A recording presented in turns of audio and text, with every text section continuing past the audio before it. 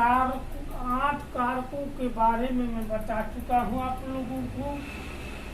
अब कारक संबंधी नियम, अर्थात 2 कारकों में एक उपसर्ग प्रयोग होने की दशा में लोग भ्रम पड़ जाते हैं, कौन सा है क्या है। उसी समस्या को मैं बताने जा रहा हूँ, उसका निदान करने जा रहा हूँ कि वो संदेह समाप्त हो जाए कि कौन सा है कहाँ। तो कर्ता का मैं बता चुका हूँ। अब आगे बढ़िए, कर्म कारक और संप्रदान कारक में अंतर। अब देखिए कि कर्म कारक और संप्रदान कारक में क्या अंतर होता है। को उपसर्ग दोनों में आता है, लेकिन पहचान कैसे करेंगे ये अब ध्यान से देखिए, पढ़िए और समझिए।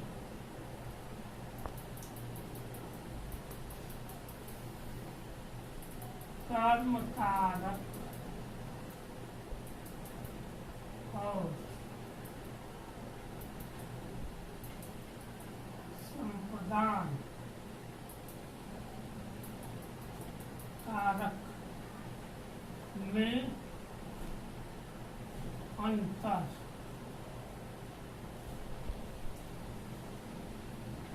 कर्म कारक और संप्रदान कारक में अंतर। अब देखिए,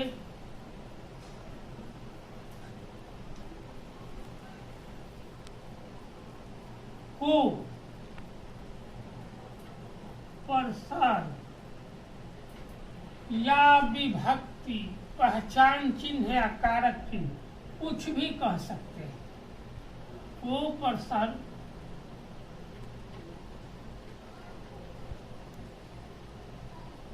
कर्म और संप्रदान दोनों में प्रयुक्त होता है। यदि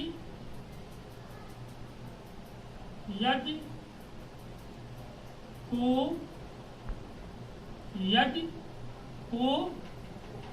से कुछ प्रदान या दिए जाने का बोध हो तो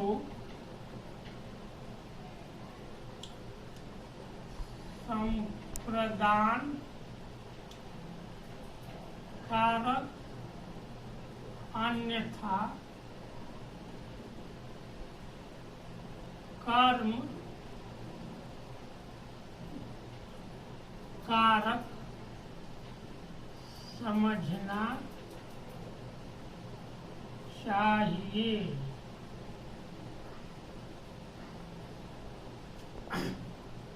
को प्रसर्ग को फिर एक बार बता दें, विभक्ति, पहचान चिन्ह या कारक चिन्ह कहा जाता है।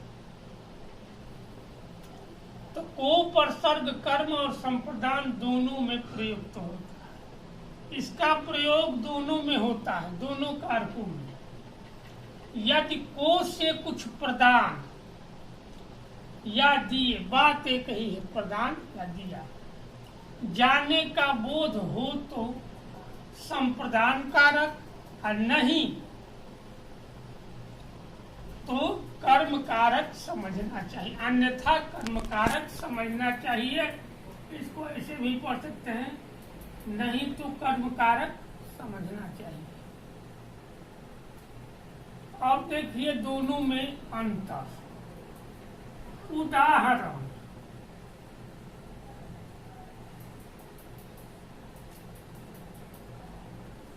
पहला, मंगू ने गंगू को मारा। अब इसका देखिए, मंगू क्या है? मंगू है कर्ता। तो कर्ता ने कर्म को, ये क्या हो गए? मंगू तो कर्ता, गंगू हो गए कर्म,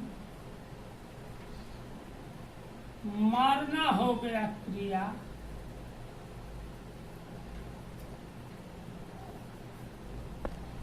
कर्ता की क्रिया कर्म,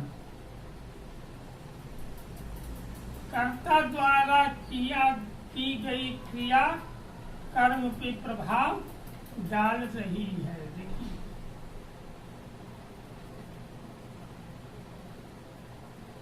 और यहाँ से यहाँ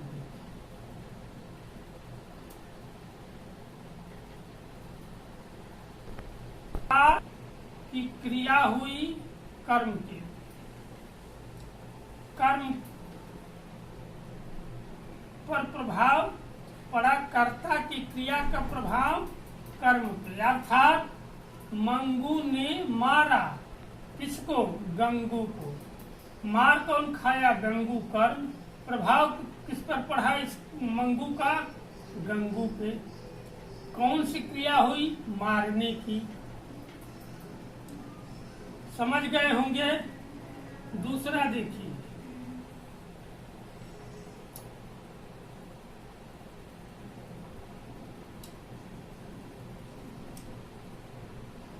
रमेश ने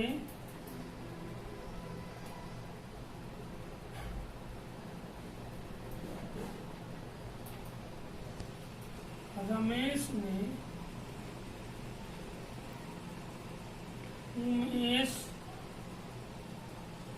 को अपनी पुस्तक दी। रमेश जी कर्ता, क्रिया दी, दिया जाना,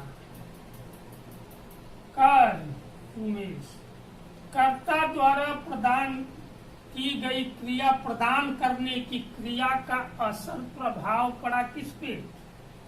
उमेश पे।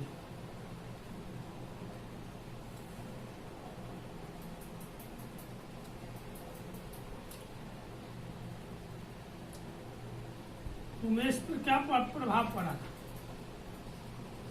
पड़ा ना? रमेश ने उमेश को अपनी पुस्तक दी। दिया जाना हुआ क्रिया, रमेश हो गए कर्ता, कर्म हो गई उमेश। तो कर्ता द्वारा की गई क्रिया कैसी क्रिया? दी जाने की क्रिया, प्रदान की जाने की क्रिया किस की? तो ये आप समझ गए होंगे कि रमेश द्वारा की गई क्रिया का असर यानी प्रभाव, दिए जाने की क्रिया जो हुई उसका लाभ या प्रभाव या जो कुछ मानिए असर किस पे पड़ा? उमेश पे, कर्म।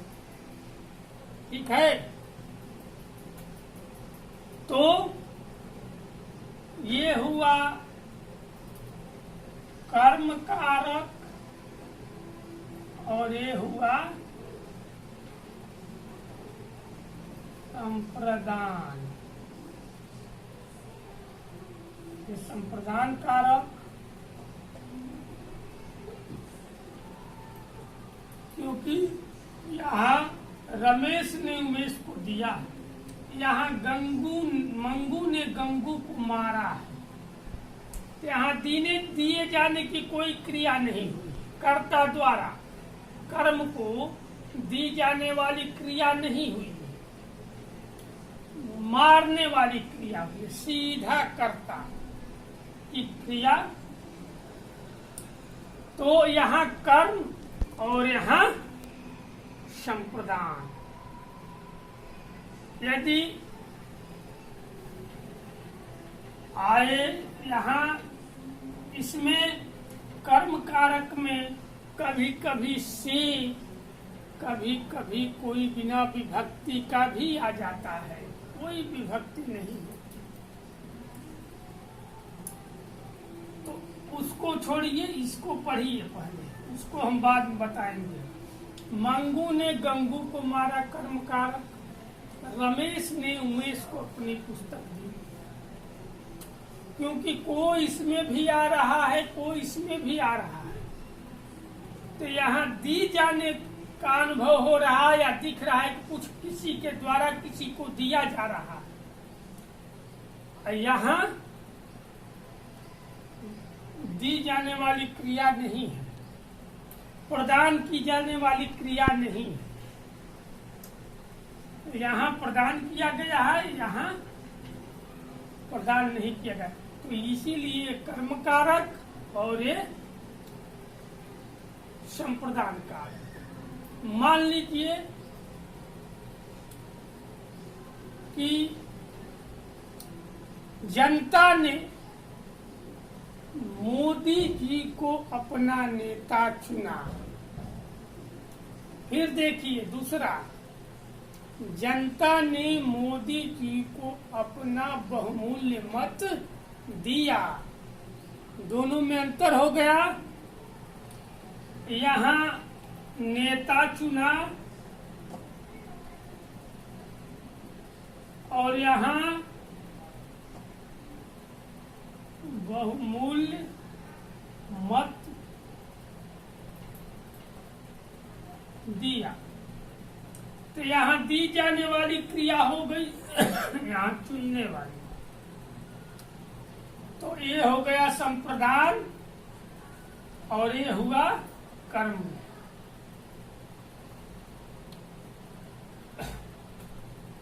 समझ में आ गया होगा आप लोगों को। तो एक बात, पढ़ने का तरीका, पढ़ाने का तरीका, पढ़ाने वाला अपने तरीके से पढ़ाता है, लेकिन पढ़ने वाले को उसके तरीके से पढ़ना पड़ता है, या पढ़ाने वाला उसके तरीके से पढ़ाता है और स्वयं वो अपने तरीके से पढ़ता है। लेकिन ये बात तब होती है जब दोनों आमने सामने होते हैं, दोनों का वार्तालाप होता है, एक दूसरे की सुनते हैं। करना तो पड़ेगा, देखिए पढ़ना तो पड़ेगा ही, बिना पढ़े तो कुछ आएगा नहीं।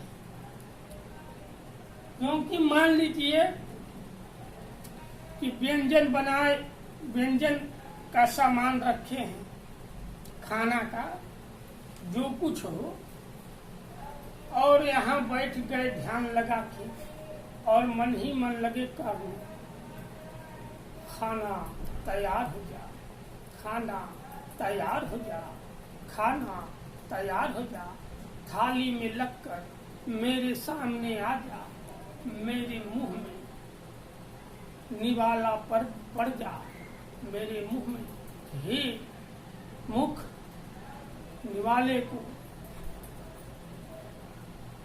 चबाओ, निगलो।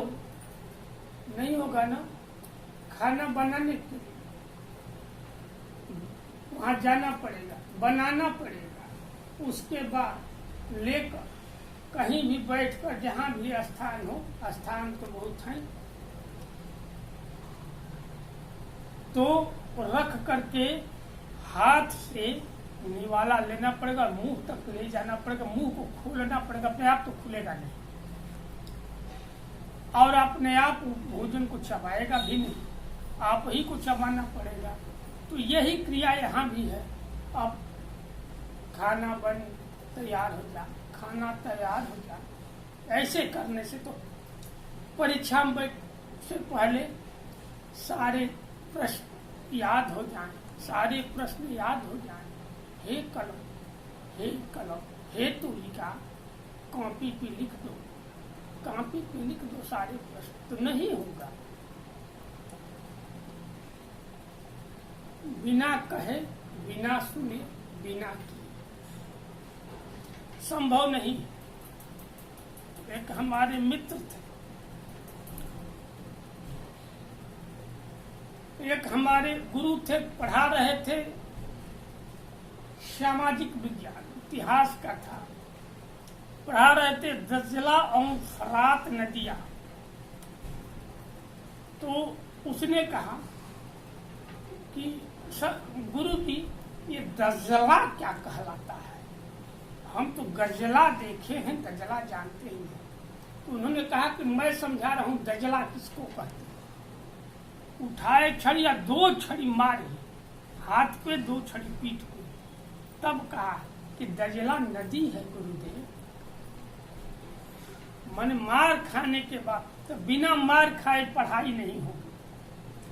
कुम्हार अपने माटी को रौदता है, कुचलता है पैरों तले, इतना कुचलता है कि इतनी मुलायम हो जाती है कि उसका घड़ा और बर्तन मिट्टी का तैयार हो जाता है।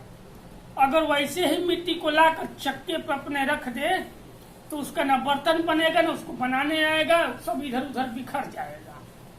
इसीलिए गुरु अपने शिष्य को इसीलिए मारता है कि उसकी कमियां दूर हो, जैसे मिट्टी में से उसकी कमियां दूर हो जाती है रौदने पे।